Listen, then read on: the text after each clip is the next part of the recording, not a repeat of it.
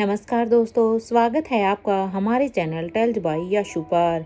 यहाँ पर आपको मिलेंगी रोचक और सस्पेंसफुल कहानियाँ। अगर आपको यहाँ पर हमारी कहानियाँ पसंद आती हैं तो कृपया करके आप हमारी वीडियोस को लाइक करें, इसको अपने दोस्तों को साथ शेयर करें और साथ के साथ अपना कमेंट करना ना भूलें। अगर आप इस चैनल पर नए हैं तो कृपया करके इसे सब्सक्राइब भी करें। आपका ज़्यादा समय न लेते हुए चलो आज की कहानी को शुरू करते हैं। पिछले एपिसोड में हम सब ने सुना था कि जहां पर एक तरफ आर्यन किंग के पैलेस में अपनी प्रैक्टिस को कंटिन्यू रखता है तो वहीं पेरिस में राजमहल में बड़ी रानी अब कविनालिसा से कहती है कि क्या वो लतिका को रिया के पास लेकर आई, इससे वो रिया से भी मिल लेगी। और इधर यहाँ पर नेत्रा अभी मारवा हाउस में आ जाती है और मारवा हाउस में आने के बाद अब वो एक सर्वेंट से कहती है तुम्हारा क्या नाम है। अब वो सर्वेंट कहता है मेरा नाम शिवराम है। तो वो उसे कहती है आप मुझे सुहासिनी मारवा से मिलना है, क्या आप मुझे उनसे मिलवा सकते हैं। अब नेत्रा की इस बात पर अब वो कहता है आप चलिए मेरे साथ। और ये कहते हुए ही शिवराम अब नेत्रा को लेकर सुहासिनी मारवा के रूम की तरफ जाने लगता है। जहाँ एक तरफ नेत्रा वो सर्वेंट के साथ सुहासिनी मारवा से मिलने के लिए उसके रूम की तरफ जा रही थी तो वहीं दूसरी तरफ यहाँ पर एक गाड़ी अभी मारवा हाउस के गेट पर आकर रुकती है। और जब उस गाड़ी के गिलास नीचे होते हैं तो उस गाड़ी के अंदर यहाँ पर पंकज मारवा और हंसराज मारवा दोनों ही बैठे हुए थे। यहाँ पंकज मारवा बड़े ही हैरानी से अब मारवा हाउस की तरफ देखते हैं और अब वो हंसराज से कहते हैं भाई तुम श्योर होना कि हमें मेन मारवा हाउस से कोई भी नहीं निकालेगा। इस बात पर अब हंसराज मारवा कहते हैं तुम चिंता भी मत करो, मैं हूं ना तुम्हारे साथ। इस बार हमारे सारे के सारे प्लैनेट्स लाइन हैं। अब चलो, और तुम्हें इस तरह से डरने की भी कोई भी जरूरत नहीं है क्योंकि अब की बार हम भी पूरी तैयारी से यहाँ पर आए हैं। ये कहते हुए ही हंसराज मारवा अब अपनी गाड़ी को वहाँ पर पार्क करने लगते हैं। और अब वो गाड़ी को पार्क करने के बाद वो अब गाड़ी से बाहर निकलकर वो दोनों अभी अंदर की तरफ जाने लगते हैं। इधर कुछ ही देर के वॉकिंग डिस्टेंस के बाद जब वो दोनों वहाँ पहुँचते हैं तो सभी अब उन्हें देख रहे थे। यहाँ अपने रूम से अब धनंजय पीरामल भी बाहर आते हैं। तो जैसे ही धनंजय पीरामल अब अपने रूम से बाहर आते हैं तो उसे अपने भाई, दोनों ही ये भाई नजर आते हैं। इधर अपने भाइयों को देखकर अब धनंजय पीरामल कहते हैं तुम दोनों की हिम्मत कैसे हुई यहाँ मारवा हाउस में आने की। धनंजय पीरामल की ये बात सुनते ही हंसराज मारवा कहते हैं क्या भैया, पहले गले तो मिलिए ना। आपको जिंदा देखकर मुझे कितनी खुशी हो रही है ना कि मैं आपको बता नहीं सकता। प्लीज़ अगर आपकी कोई भी शिकायतें हैं तो वो सारी की सारी शिकायतें आप बाद में कीजिए, लेकिन आप जब इतने सालों के बाद मिल रहे हैं तो क्या गले नहीं मिलेंगे क्या। हंसराज मारवा ये कहते हुए ही सीधे ही अब धनंजय पीरामल के गले लग जाते हैं। और यहाँ पर क्योंकि हंसराज मारवा ने बड़ी ही प्लानिंग के साथ ये सब किया था ताकि यहाँ पर धनंजय उसे अभी भी कुछ ना कहे और वो धनंजय के गले लगकर उसको मौन करा सके।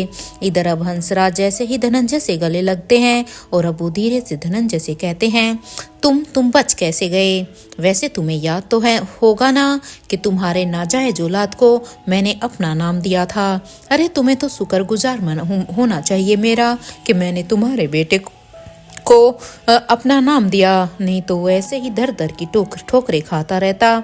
तुम कहो तो मैं सभी को ही तुम्हारे उस नाजायज बेटे के बारे में बता दूं और तुम्हारे और आयशा के नाजायज रिश्ते के बारे में भी। क्या सोचते हो तुम अभी के अभी, या तो तुम चुप रहो, किसी को भी कुछ भी पता नहीं चलना चाहिए कि ये सब क्या हुआ था, उस समय तुम्हारे साथ क्या हुआ था। अदरवाइज मैं यहाँ पर इन सभी को तुम्हारे और आयशा के बारे में सब कुछ सच सच बता दूंगा। ये यहाँ पर हंसराज मारवा की ये बात सुनते ही अब धनंजय पीरामल अब अपने भाई की पीठ पर अब अपना हाथ रखकर उन्हें बड़े ही जोर से हक करते हैं। वो उन्हें इतनी जोर से हक करते हैं कि यहाँ पर एक पल के लिए तो हंसराज मारवा की हल्की सी चीख भी निकल गई थी, लेकिन वो तो अच्छा हुआ कि वहाँ पर फैमिली ने किसी ने ये चीख सुनी नहीं थी, वो बस धनंजय के कानों तक ही थी। लेकिन अब धनंजय उसे जोर से हक करते हुए कहते हैं तुम ये नहीं कर पाओगे हंसराज, क्योंकि अगर तुमने ये सभी को ये बताया ना कि रोहित मेरा बेटा है तो कोई बात नहीं, वो तो अच्छा ही है, सबको पता चल जाएगा, क्योंकि मुझे इस चीज़ को छुपाने में कोई शर्म नहीं है। लेकिन तुम ये ध्यान रखना कि अगर तुमने ये किया तो तुम्हें अपना सच भी फिर सभी को बताना होगा कि तुम कभी बाप बन ही नहीं सकते हो। सोचो, जब सबको ये सब पता चलेगा तो तब तुम कैसे सबको फेस कर पाओगे। और ये हुआ तुम्हारी ही गलती से है। याद है ना कि राजीव ने तुम्हारा क्या हाल किया था, या तुम भूल गए हो उस हाल को? वैसे तुम यहाँ हो और वो भी यहीं पर ही है, क्योंकि राजीव अभी इंडिया में ही है। क्या तुम फिर से चाहते हो कि तुम्हारा फिर से ऐसा कोई हाल हो? अब यहाँ पर अब धनंजय कहते हैं कि अभी तक तो तुम बस अपनी दूसरी बीवी यानी कि देविका पर ही अपना सारा ढिंडोरा पीटते हुए आए हो, लेकिन अब तुम ये मत भूलो कि उसमें देविका की कोई भी गलती नहीं थी, क्योंकि अगर तुम्हारा कोई भी बच्चा नहीं हुआ तो उसमें ये गलती तुम्हारी है। ये कहते हुए ही धनंजय पीरामल अब हंसराज मारवा को अब खुद से अलग करते हुए ही कहते हैं, मेरे ख्याल से अब तुम्हें यहाँ से जाना चाहिए, क्योंकि तुम्हारा यहाँ पर कोई भी काम नहीं है, वरना तुम क्या मैं देविका को तुम्हारा सब कुछ सच बता दूंगा। अब निकलो यहाँ से। ये कहते हुए ही धनंजय पीरामल अब उन दोनों को वहाँ से मारवा हाउस से फिर से निकालने लगते हैं कि तभी अब उनके कानों में एक आवाज़ आती है। ये आवाज़ पीछे से थी जो कहती है, रुक जाओ, तुम मेरे बेटों को यहाँ से नहीं निकाल सकते हो। जहां से ये आवाज आई थी, जब धनंजय पीरामल उस आवाज को सुनते ही जब उस साइड देखते हैं तो धनंजय पीरामल के साथ बाकी भी सभी जब उस दिशा की तरफ देखने लगते हैं तो ये आवाज किसी और की नहीं बल्कि सुहासिनी मारवा की थी। अब सुहासिनी मारवा को वहां पर देखकर अब धनंजय पीरामल कहते हैं, माँ आपको नहीं पता है कि इन दोनों ने क्या किया है, क्योंकि जब आपको इनकी हरकत के बारे में पता चलेगा तो आप खुद ब खुद ही इन्हें मारवा हाउस से हमेशा के लिए निकाल देंगी। धनंजय पीरामल की इस बात पर अब सुहासिनी मारवा कहती है, छोड़ो, इन्होंने चाहे जो भी कुछ क्यों ना किया हो, ये दोनों तेरे भाई हैं और तू इनका बड़ा भाई है, इसलिए इन्हें माफ करना तेरा फर्ज बनता है, क्योंकि बड़ा होने के नाते तुम्हें इन दोनों को माफ करना चाहिए, क्योंकि भाई चाहे छोटे भाई ने कितनी ही बड़ी गलती क्यों ना की हो, वो तुम्हारा फर्ज है। ये कहते हुए ही सुहासिनी मारवा अपने दोनों ही बेटों से कहती है कि माफी मांगो, तुम्हें अपने बड़े भाई से माफी मांगनी चाहिए, और हाँ, अभी के अभी जाकर चेंज कर लो। आज से तुम दोनों भी ऑफिस जाओगे अपने बड़े भाई के साथ। ये कहते हुए ही जहां धनंजय पीरामल को एकदम से सुहासिनी मारवा की बात को सुनकर शौक लगता है, तो वहीं दूसरी तरफ इधर हंसराज मारवा और पंकज मारवा दोनों ही अब अपनी माँ के पास आकर कहते हैं, हमें पता था माँ कि आप हमें जरूर माफ कर देंगी, क्योंकि माँ तो होती ही ऐसी है कि बच्चे चाहे कितनी ही गलतियां क्यों ना करें, लेकिन माँ हमेशा माफ कर ही देती है। इधर अपने बेटों को अपने गले से लगाकर अब सुहासिनी मारवा कहती है, जाकर अभी चेंज कर लो, धनंजय बस ऑफिस के लिए जाने ही वाला है। अब सुहासिनी मारवा की ये बात सुनते ही हंसराज मारवा और पंकज मारवा वो दोनों ही अभी अपने रूम की तरफ जाने लगते हैं, और जैसे ही वो धनंजय पीरामल को क्रॉस करके जा रहे थे तो वहीं अब हंसराज मारवा उन्हें आंख मारते हैं, क्योंकि वो उन्हें यहाँ पर आंख मारते हुए एक चैलेंज देते हैं, और अब वो आंख मारकर सीधा ही एलिवेटर की तरफ जाने लगते हैं। यहाँ उन्हें इस तरह से जाता हुआ देखकर धनंजय पीरामल बस अपनी माँ को ही बड़ी ही हैरानी से देख रहे थे। उन्हें तो कुछ समझ में ही नहीं आ रहा था कि ये सब हो क्या रहा है। जहाँ मारवा हाउस में नेत्रा के कदम पड़ चुके थे, तो वहीं दूसरी तरफ इधर गुलेरिया हाउस में श्रेया अभी आकाश के साथ बैठी हुई थी, और वो अभी आकाश से कहती है, अब बस आकाश, बहुत हो गया है, मैं भी यहाँ नहीं रह सकती हूँ। श्रेया की इस बात पर अब आकाश गुलेरिया कहता है, क्यों श्रेया, क्या हो गया है? इस बात पर अब श्रेया कहती है, आकाश, मैं अपना पूरा फोकस अब अपनी डांस एकेडमी पर ही देना चाहती हूँ, लेकिन मुझे तो यहाँ पर सिर्फ बच्चों को ही संभालने से टाइम ही नहीं मिल रहा है। अरे जब से मेरी तुमसे शादी हुई है तब से मैं अपने करियर को भूल ही गई हूँ, और राजलक्ष्मी, उसका तो पूरा फोकस अभी भी अपने करियर पर ही है, वो अपने बच्चों की तरफ से तो वो ध्यान भी नहीं देती है, सारा का सारा काम मुझे ही करना पड़ता है। इस बात पर अब आकाश कहता है, किसने कहा है तुम्हें ओवरबर्डन लेने के लिए? श्रेया, तुम जितना काम कर सकती हो तुम बस उतना ही करो, और वैसे भी तुम्हें करने के लिए किसने बोला है? यहाँ पर शारदा आंटी है ना। मैं और तुम ये मत बोलो श्रेया कि मैंने तो तुम्हें कुछ भी बर्डन लेने के लिए कहा भी नहीं है, और वैसे भी घर संभालने का डिसीजन तो तुम्हारा खुद का ही था ना श्रेया। मैंने तो कभी तुमसे नहीं कहा कि तुम अपना पैशन फॉलो मत करो। It's up to you, so please please अपने लिए हुए डिसीजन को अभी मुझ पर मत थोपो, क्योंकि ये डिसीजन तुम्हारा था श्रेया, मेरा नहीं। You do what you want. अगर तुमसे बच्चे नहीं संभल रहे हैं तो उन्हें संभालने के लिए हम 2 नैनी को रख सकते हैं। ऐसा करो, तुम 2 नैनी को ही रख लो, उसके बाद तुम अपनी डांस एकेडमी में कंसंट्रेट करो। और एक बात कह दूं तुम्हें कि ये घर छोटे मोटे इशू ये घर के छोटे मोटे इशू तो तुम खुद ही सुलझा लिया करो। ऑफिस का काम का प्रेशर कोई कम थोड़ी ना है मेरे ऊपर। ये कहते हुए आकाश अभी अपने रूम के दरवाजे को जोर से खोलकर अब बाहर निकल जाता है, क्योंकि नेत्रा ने जिस तरह से इन सब लोगों को अपने वश में किया था, ये भी यहाँ पर गुलेरिया परिवार में भी सारे ही रिश्ते अब ऐसा लग रहा था जैसे टूटने की कगार पर हैं। इधर यहाँ पर आकाश के इस बिहेवियर से श्रेया को बहुत ही गुस्सा आता है, और अब वो खुद को मिरर में देखकर अब कहती है, एक वक्त था जब यंगस्टर मुझे अपना आइडियल मानते थे, एक डांस सेंसेशन हुआ करती थी मैं। श्रेया अय्यर नाम ही काफी था मेरा, और एक आज का वक्त है कि मेरी अपनी पहचान बस मिसेज आकाश गुलेरिया ही रह गई है। अब बस बहुत हो गया है। अब मैं अपना पूरा फोकस अपने करियर पर डालूंगी, क्योंकि अब मैं इस घर परिवार में उलझ कर नहीं रह सकती हूँ। यहाँ श्रेया भी अपने मन में यही सोच रही थी, तो वहीं दूसरी तरफ अपने रूम में राजलक्ष्मी कहती है, इट्स इनफ फॉर मी। मैंने अनिका की सारी रिपोर्ट देख ली है मयूर, उनके ठीक होने के चांसेस बिल्कुल भी नहीं है। अब इस बात पर अब मयूर गुलेरिया भी कहता है, तुम जितना टाइम अनिका की रिपोर्ट को पढ़ने में वेस्ट करती हो ना राजलक्ष्मी, उतना टाइम तुम अपने बच्चों के साथ स्पेंड करो, क्योंकि हमारे खुद के भी बच्चे हैं। वैसे भी अब जब अनिका ठीक ही नहीं होने वाली है तो क्या ही फर्क पड़ना है। उन रिपोर्ट को एक साइड फेंको। इस तरह से अपने बच्चों को श्रेया के भरोसे तो हम नहीं छोड़ सकते हैं ना।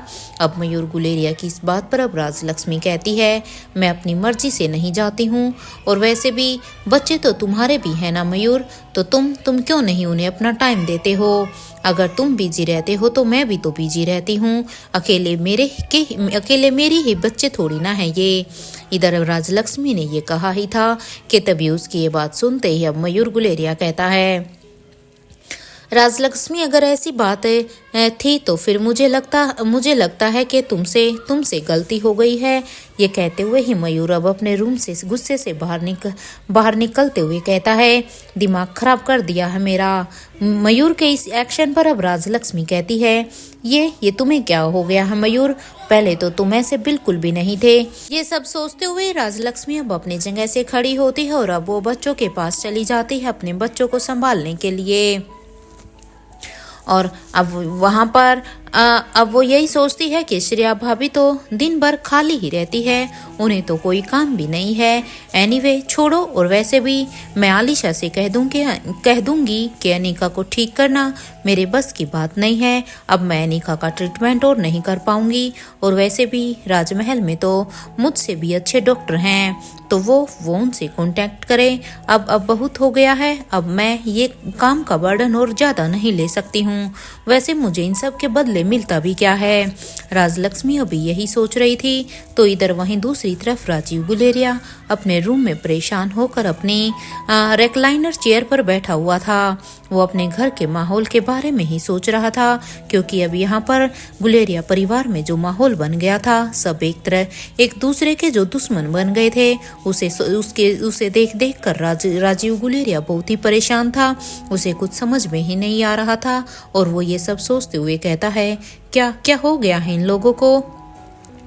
अरे कभी मेरा ये परिवार एक दूसरे पर अपनी जान छिड़कता था। अरे जो अनिका कभी इस घर की जान हुआ करती थी, और इस फैमिली के हर एक मेंबर के साथ उसने अपना रिश्ता पूरी ईमानदारी के साथ निभाया है, और आज जब उस अनिका को इनकी ज़रूरत है तो ये अब उनसे अपना पीछा छुड़ाना चाहते हैं।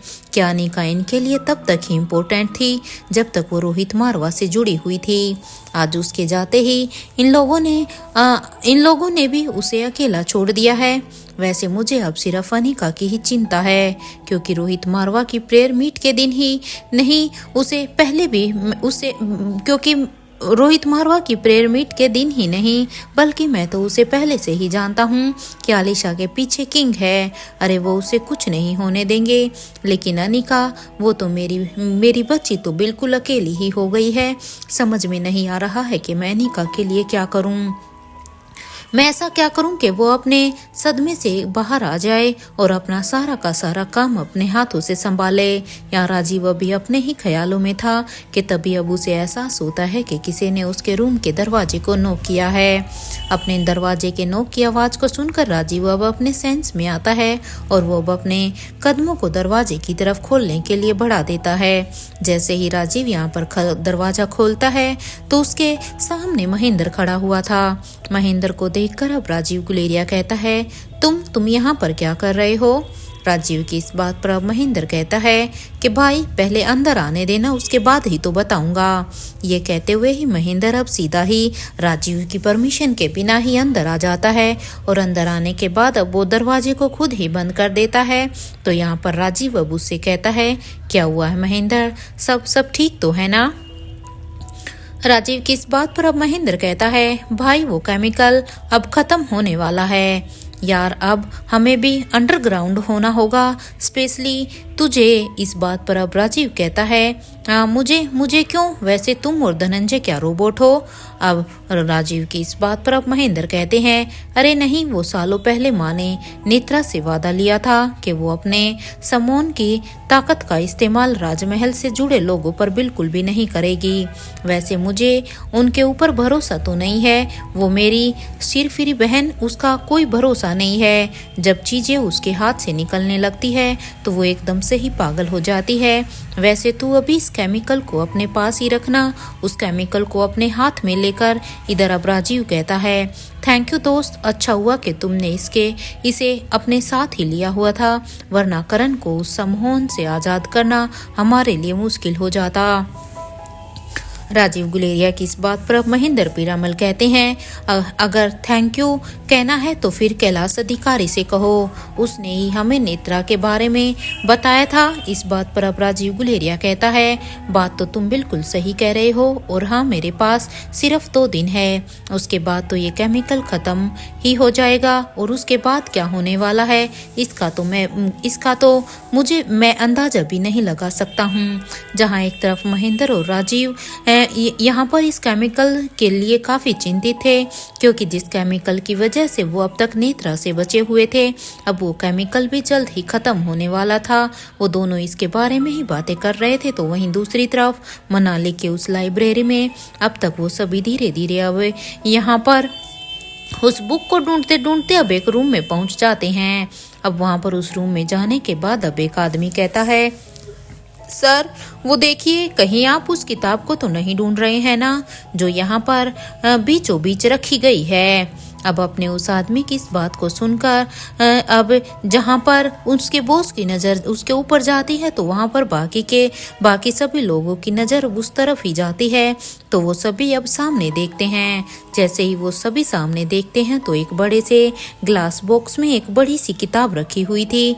उसे देखकर अब ये सभी अपने कदमों को धीरे धीरे उसकी तरफ बढ़ा देते हैं। तो कुछ ही देर की वॉकिंग डिस्टेंस के बाद उनका बॉस अब उनसे कहता है, रुक जाओ, बिल्कुल यहीं पर ही रुक जाओ, क्योंकि ध्यान से देखो, उस ग्लास बॉक्स के एजिज पर मिनी साइज के स्टैचू हैं, और ये ठीक वैसे ही हैं जैसे। अब उसके बॉस ने बस ये कहा ही था कि तभी पलक झपकते ही जो अभी मिनी साइज के स्टैचू वहाँ पर उन्हें नजर आ रहे थे, वो भी अपने साइज में लार्ज हो जाते हैं, और उनकी आंखें भी अब एकदम से हरी हो जाती हैं।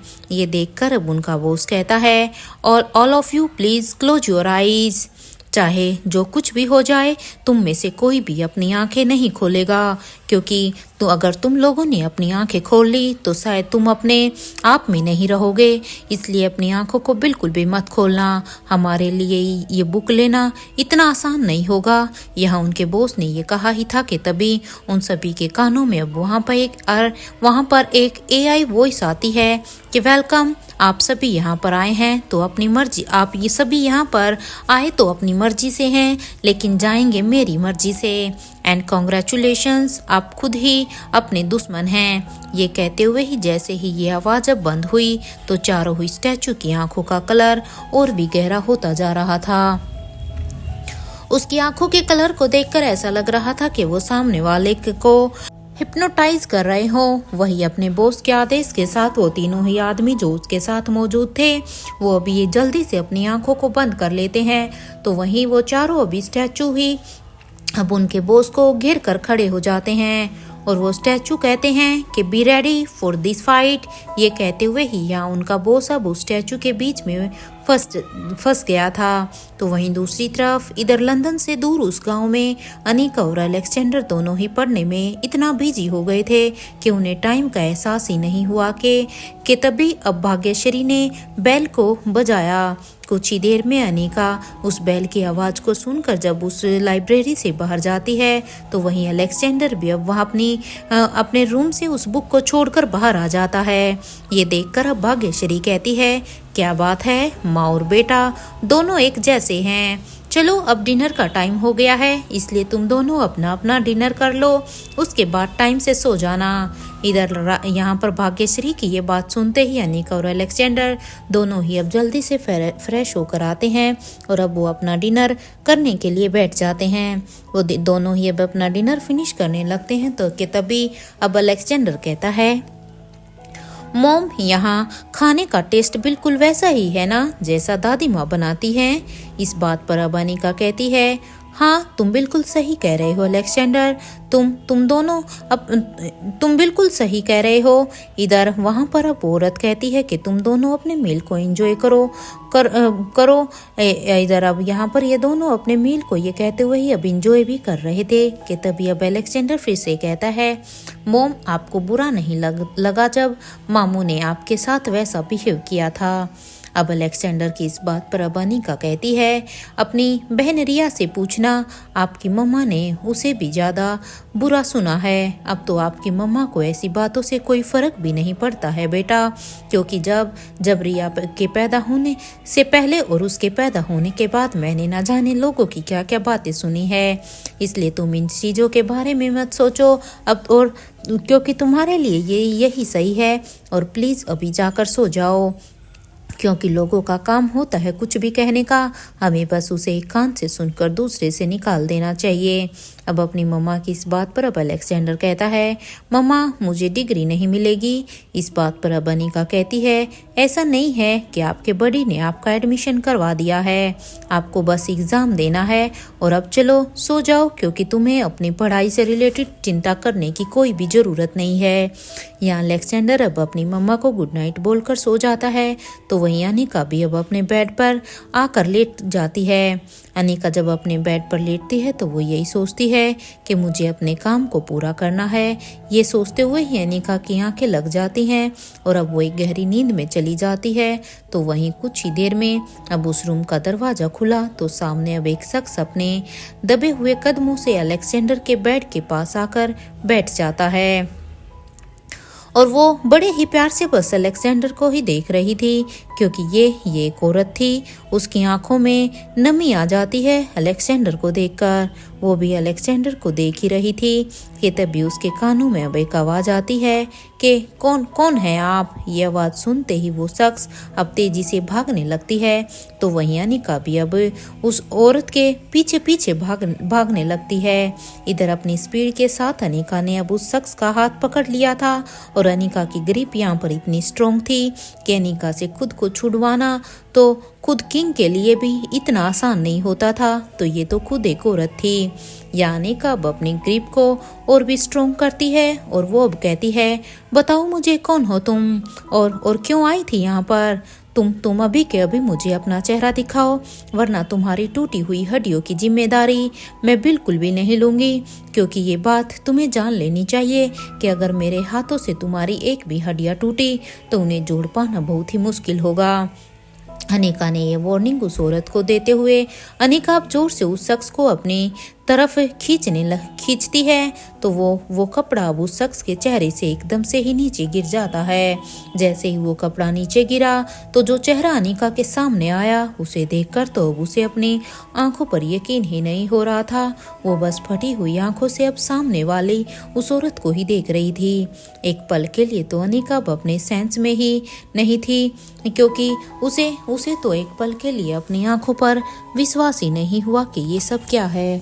बस उस औरत को देखने के बाद अनिका के मुंह से सिर्फ इतना ही निकला, आप जिंदा हैं?